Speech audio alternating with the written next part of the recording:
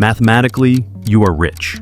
On paper, you are earning nearly 20 times more than your grandfather did in 1955. You have an iPhone, a flat-screen TV, and access to the entire world's information in your pocket. By every standard economic metric, you are living in the wealthiest era in human history.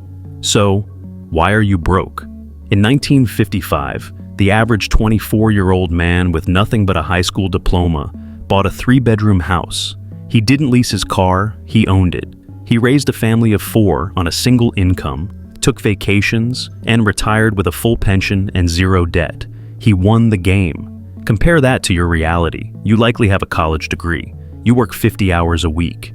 You live in a dual-income household where both parents work. And yet, you are renting. A single medical emergency threatens to bankrupt you. You earn 6 figures, yet you possess a fraction of the actual purchasing power. We are told it's lifestyle creep. Financial gurus scream that if you just stopped buying far coffees, you'd be a millionaire.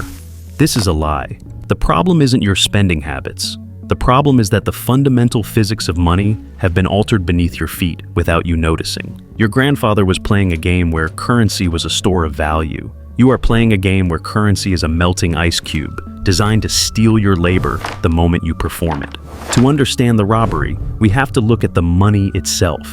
In 1955, the dollar in your grandfather's pocket was a certificate of tangible value. It was tied to gold. When he put a dollar in the bank, he was saving a slice of the nation's actual wealth. It was a fortress. He could park his labor in a bank for 10 years and wake up to find it could buy more than when he put it in. In 1971, the fortress collapsed. We abandoned the gold standard and entered the era of fiat currency. Money became debt.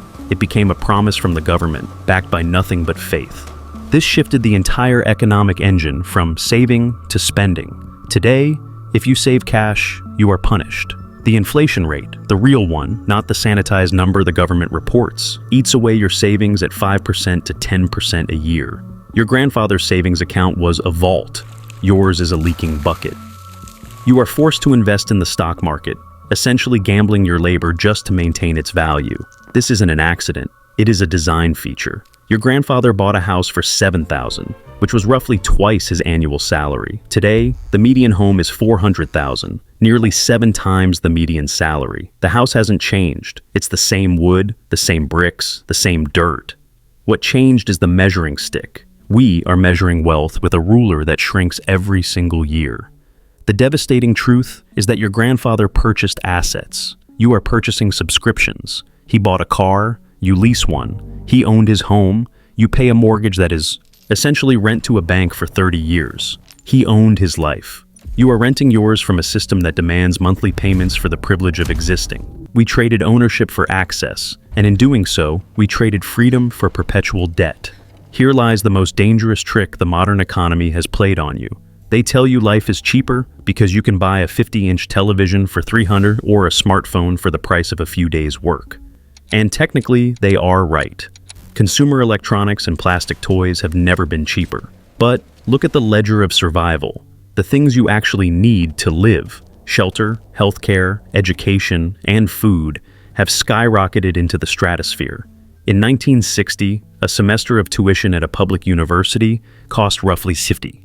A student could work a summer job flipping burgers and pay for their entire year of education with cash to spare. They graduated debt-free, ready to build wealth from day one. Today, that same degree costs thousands of dollars.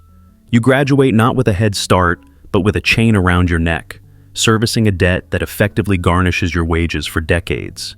You are starting the race 20 yards behind the starting line, while your grandfather started 20 yards ahead. It isn't just that things cost more, it is that what you are buying is fundamentally worse. Your grandfather bought a refrigerator in 1955, and it is likely still humming in someone's basement today. He bought a pair of leather boots, and with a little oil, they lasted 20 years. The economy of the past was built on durability. The economy of today is built on replacement. This is the hidden tax of planned obsolescence. Corporations discovered they could increase profits by engineering products to fail. They replaced metal with plastic, screws with clips, and repairable components with sealed units. Your grandfather bought a tool once. You buy the same tool 3 times in a decade. Every time you replace a toaster, a phone, or a pair of jeans that ripped after 6 months, you are losing wealth. You are running on a treadmill, paying over and over for the same functionality. This is why you feel poorer. You are surrounded by stuff, but you own very few things of permanent value. Your grandfather's assets were generational: a sturdy house, durable tools, land. Your assets are disposable. We have been trained to consume rather than to steward. The uncomfortable truth is that you are poorer because you are playing a game that was designed to be lost, but you do not have to keep playing by their rules. Your grandfather operated on common sense, a sense that has been systematically educated out of us.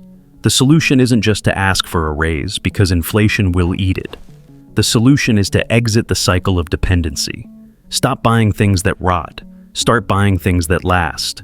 Value durability over convenience. Value ownership over access. Value production over consumption.